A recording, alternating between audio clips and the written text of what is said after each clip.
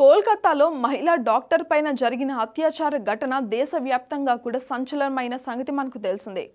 ఘటన పైన యావత్ దేశం రగిలిపోతుంది. నిందితుల్ని తక్షణం శిక్షించాలని ప్రభుత్వం పైన తీవ్రమైన ఒత్తిడి కూడా నెలకొంది. సోషల్ మీడియా వేదికగా బాధిత కుటుంబానికి అండగా నెటిజన్లు అందరూ కూడా నిలుస్తున్నారు. అయితే కొందరు ఆకతాయిలు మాత్రం ఈ ఘటన పైన హేళనమైన కామెంట్లు కూడా పోస్ట్ చేస్తున్నారు. ఇప్పుడు బాధితురాలిపైన అసభ్యకర పోస్టులు సైతం కూడా పెడుతున్నారు. ఇక తాజాగా ఈ పోస్ట్ పైన మంచు మనోజ్ ఆగ్రహం వ్యక్తం చేశారు.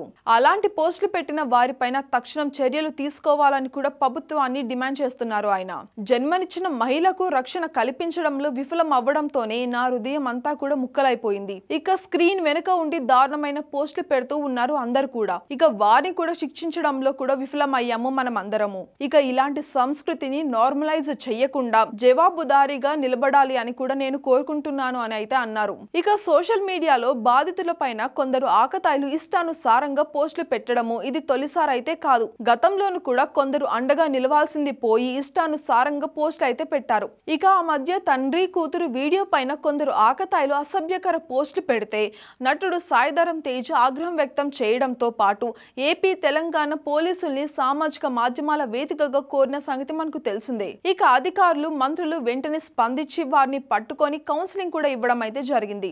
ఇక కోల్కతా ఆర్జీకర్ ఆసుపత్రిలో జరిగిన ఘటన పైన సెలబ్రిటీలు పెద్ద ఎత్తున స్పందించిన సంగతి కూడా తెలిసిందే. ఇక అన్ని పరిశ్రమల నటులు బాధ్యత కుటుంబానికి కూడా న్యాయం చేయాలని డిమాండ్ అయితే చేస్తున్నారు.